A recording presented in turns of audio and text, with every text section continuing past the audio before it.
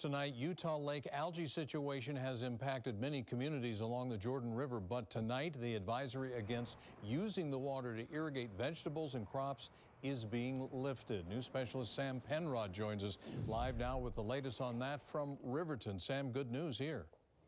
Yes, certainly, Keith. Of course, the water that Riverton uses for irrigation comes from the Jordan River, and that water comes from Utah Lake. But in just the past few minutes, the Department of Agriculture here in the state of Utah has told us that tests taken reveal no concern for water taken from the river, and so Riverton City is now recharging its system.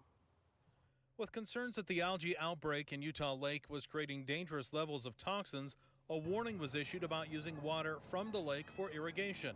So last Saturday, Riverton City decided to shut down the secondary irrigation system as a precaution.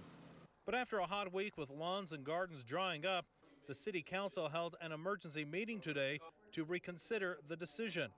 And just before going to a vote, the news everyone had been waiting for. Is not detect on the toxicology.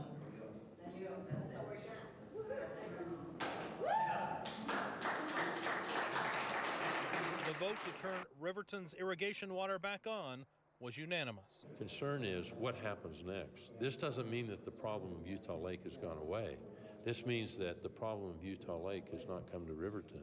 But we have to watch very, very carefully and closely that it doesn't come to Riverton. City workers immediately began recharging the system, a process that can take 3 to 4 days. Even though the water will be available again soon, everyone is encouraged to make sure they thoroughly wash fruits and vegetables before they are consumed, and to be careful with the water used for animals and livestock. In addition to those health concerns, city officials also tell us they want to make sure that no one connected their culinary system to their sprinkler system to get them through for the past few days, because that could cause a cross-contamination and then contaminate the city's drinking water. Another concern tonight is that a lot of people turned on their taps outside only to discover there was no water coming out, but they didn't turn those taps off, and as they start filling the system, that could potentially cause some flooding if those taps are unattended. And we also want to make it clear that these tests are for the river. Utah Lake is still closed tonight. All right, Sam Penrod reporting from Riverton tonight. A little bit of good news anyway. Thanks. Light